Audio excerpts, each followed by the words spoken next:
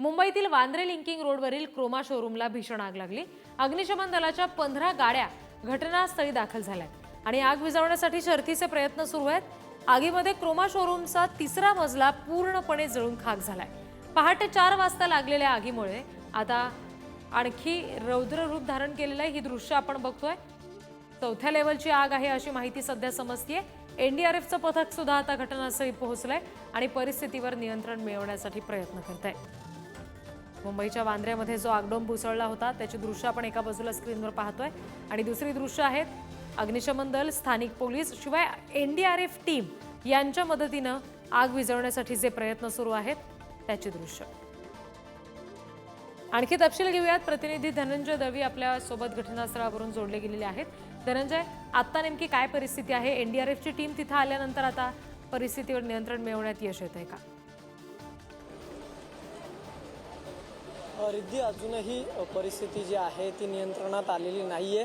एनडीआरएफचे जवान सुद्धा या ठिकाणी दाखल झालेले आहेत आणि आपण जर पाहिलं तर अजून सुद्धा या ठिकाणी आग विझवण्याचे सर्व प्रयत्न जे आहेत ते अग्निशमन दलाकडून सुरू असलेले आपल्याला पाहायला मिळतात। या आगीचा जो मेन केंद्रबिंदू आहे, ज्या ठिकाणी सगळ्यात आग जास्त लागली ते आतमध्ये ग्राउंड फ्लोअरला असल्यामुळे, आतमध्ये बेसमेंटमध्ये असल्यामुळे तिथपर्यंत पोहोचणं कठीण आहे आणि ही आग पसरताना पाहायला मिळते। अग्निशमन दलाच्या जवानांकडून ही आग विझवण्याचे प्रयत्न गेल्या काही तासांपासून सुरू असलेले आपल्याला पाहायला मिळते आणि आपण अजून देखील जर पाहिलं तर या धुराचे लोट जे आहेत या संपूर्ण परिसरातून आपल्याला पाहायला मिळतात। हा मॉल आहे संपूर्णरित्या आणि या मॉलमध्ये ही आग लागलेली पाहायला मिळते। ग्राउंड +3 आणि बेसमेंटमध्ये 3 माळे असे या इमारतीची रचना आहे आणि या इमारतीमध्ये क्रोमाचं शोरूम आहे। त्याचबरोबर इतरही कपड्याची दुकानं जी आहेत ती याच इमारतीच्या आतमध्ये आहेत। लिंकिंग स्क्वेअर असं या इमारतीचं नाव आहे आणि सकाळी 4च्या दरम्यान या ठिकाणी आग लागली आणि तेव्हापासूनच आग पहाटेपासून विझवण्याचा प्रयत्न हा सुरू आहे आणि अद्यापही आग आटोक्यात आलेली नाहीये। हे दृश्य आपल्याला पाहायला मिळतं। आपण जर पाहिलं तर अजूनही आग जी आहे ती या ठिकाणी सुरू असलेली आपल्याला पाहायला मिळते आणि अग्निशमन दलाचे जवान आत्ता इथे पोहोचलेले आहेत। 15च्या वर ज्या गाड्या आहेत अग्निशमन दलाच्या त्या सुद्धा या ठिकाणी पोहोचलेल्या आहेत आणि ही आग अजूनही सुरू असलेली आपल्याला पाहायला मिळते। अग्निशमन दलाचे या ठिकाणी वेगवेगळे जे तंत्रज्ञान आहे त्याचा सुद्धा वापर केला जातोय, मात्र तरी देखील या आगीवर अद्याप नियंत्रण जे आहे ते मिळालेले नाहीये आणि प्रयत्न सुरू आहे। मात्र धुराचे काळे लोट जे आहेत ते आपण या संपूर्ण परिसरामध्ये खरं तर पाहू शकतो आणि ही आग विझवण्यासाठी अद्याप जे आहे ते शर्थीचे प्रयत्न अग्निशमन दलाकडून या ठिकाणी केले जातात। खरं तर ज्याप्रमाणे आपण पाहिलं हा लिंकिंग स्क्वेअर हा मॉल आहे तो वांद्रे पश्चिमच्या लिंकिंग रोडच्या परिसरामध्ये आहे आणि याच परिसरामध्ये जर आपण पाहिलं तर सगळ्या आजूबाजूला जे आहेत ते मोठी कपड्याची बाजारपेठ आहे आणि देश विदेशातले पर्यटक जे आहेत ते या ठिकाणी खरेदीसाठी येत असतात आणि आपण जर पाहिलं तर या सगळ्या परिसरामध्ये हा संपूर्ण परिसर ही बाजारपेठ आहे आणि या संपूर्ण परिसरामध्ये आत्ता जर आपण पाहिलं तर सगळे दुकानदार जे आहेत या परिसरामधले ते सुद्धा या ठिकाणी आपल्याला उपस्थित असलेले पाहायला मिळतात। एक बघ्यांची गर्दी जी आहे ती सुद्धा या संपूर्ण परिसरामध्ये झालेले आपल्याला पाहायला मिळतं। आपण जर पाहिलं तर या ठिकाणी आत्तापर्यंत जे आहे या मॉलमध्ये 100च्या जवळपास ही दुकानं होती आणि त्या दुकानांनंतर या ठिकाणी आग लागली आणि बराच माल जो आहे तो या ठिकाणी होता आणि आत्तापर्यंतचा एक अंदाज आहे साधारणतः या ठिकाणी लाखोंचं नुकसान जे आहे, लाखो करोडोंचं नुकसान जे आहे ते आतमधल्या परिसरामध्ये झाले। आपण एक दृश्य जर पाहिली तर त्या या मॉलच्या इमारतीची काच जी आहे ती सुद्धा फोडण्यात आली आणि त्यामार्फत आग विझवण्यासाठी म्हणजे खरं तर या आगीवर या आग आटोक्यात आणण्यासाठी, नियंत्रण मिळवण्यासाठी सर्व प्रयत्न हे अग्निशमन दलाकडून खऱ्या अर्थाने केले जात असल्याचं दृश्य जे आहे ते आपण पाहू शकतो। आपण जर पाहिलं तर या ठिकाणी अग्निशमन दलाच्या अजूनही काही गाड्या ज्या आहेत त्या आपल्याला या संपूर्ण परिसरामध्ये येताना पाहायला मिळतात आणि आगीवर नियंत्रण मिळवताना आपल्याला पाहायला मिळतं। आपण जर पाहिलं आतापर्यंत या संपूर्ण परिसरामध्ये 20च्या जवळपास ज्या गाड्या आहेत त्या सुद्धा आलेल्या आपल्याला पाहायला मिळतं। आपल्याबरोबर माजी आमदार जिशान सिद्दीकी सुद्धा। जिशानजी, खरं तर रात्रीच्या सुमारास ही आग लागल्याची माहिती आहे आणि त्यानंतर या आगीवर अजूनही नियंत्रण मिळवण्यासाठी शर्थीचे प्रयत्न करावे लागतात. काय नेमकं कारण आहे, का आटोक्यात अजून आग येत नाही? आप तो देख रहे हो, आप तो मेरे साथ सुबह से हो, हम खुद कोशिश कर रहे हैं. हम जब सुबह 4 बजे आए थे तो हमने कोशिश की थी लोगों से बात करने की, फायर ब्रिगेड से बात करने की कि मॉल में बहुत सारे हिस्से हैं जिसके बारे में हमें इन्फॉर्मेशन है, हम पहुंच सकते हैं, मगर हमारी माहिती उन्होंने ली नहीं और इक्विपमेंट्स थे नहीं उनके पास. जब इक्विपमेंट्स आए तो इक्विपमेंट्स इस्तेमाल करने नहीं आ रहे थे.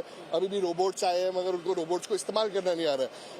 आग हमारे सामने लग रही है पर उनके पास प्रेशर नहीं है. एक छोटे से फुहारे से वो आग को बुझाने की कोशिश कर रहे थे. तो बहुत दुर्भाग्यपूर्ण है. ये इजीली इसको रोका जा सकता था अगर सीरियसली और लिया जाता था और इस पर कार्रवाई होनी चाहिए कि क्यों फायर ब्रिगेड ने इसको इतना लाइटली लिया. आपल्याकडे एवढ्या अग्निशमन दलाच्या अत्याधुनिक तंत्रज्ञान आहे, सगळ्या मशिनरीज आहे, मात्र हे फेल्युअर वाटतंय. ये मशीनरी आहे पण अगर मशीनरी को इस्तेमाल करना नहीं आएगा, आप उनको ट्रेनिंग नहीं दोगे तो फिर क्या होगा. अगर आपके पास कैमरा है, अच्छा कैमरा है, मगर आपको कैमरा का इस्तेमाल करना नहीं आएगा तो उसका फायदा नहीं है ना. तो इसीलिए अगर ये तो अच्छा ही बात है, कोई अंदर था नहीं, अगर होता तो शायद से हम उसको बचा भी नहीं पाते और ये बहुत ही दुर्भाग्यपूर्ण बात है. किती दुकानं आतमध्ये होती आणि कितीचं नुकसान झालं? ती माहिती माझ्याकडे आता आहे नाही.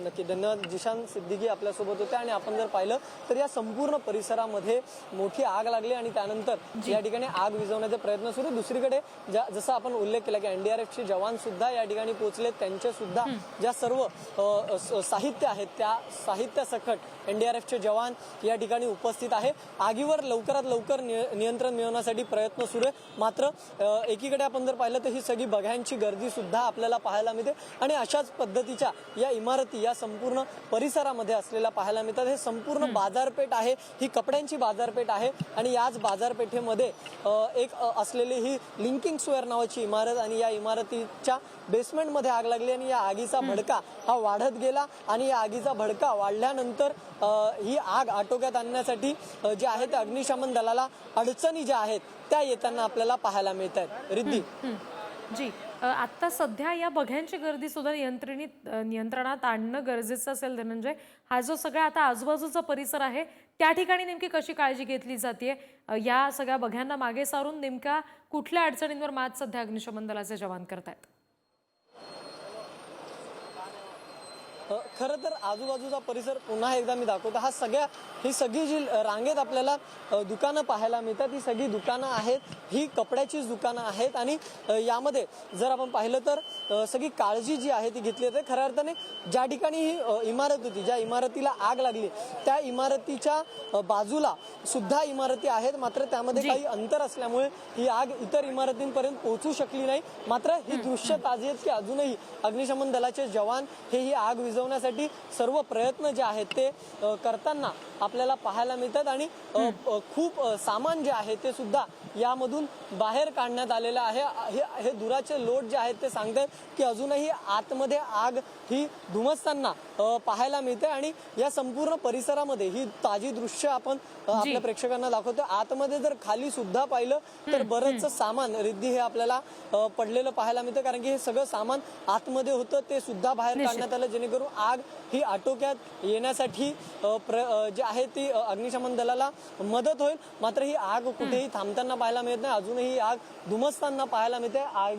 निश्चित, आणि त्याच्यामुळे लवकरात लवकर या परिस्थितीवर नियंत्रण मिळवण्यात अग्निशमन दलाच्या जवानांना यश येईल अशी अपेक्षा ठेवूया. धनंजय, वेळोवेळी पुढचे तपशील तुमच्याकडून घेऊ. तुर्तास धन्यवाद या सगळ्या माहितीसाठी.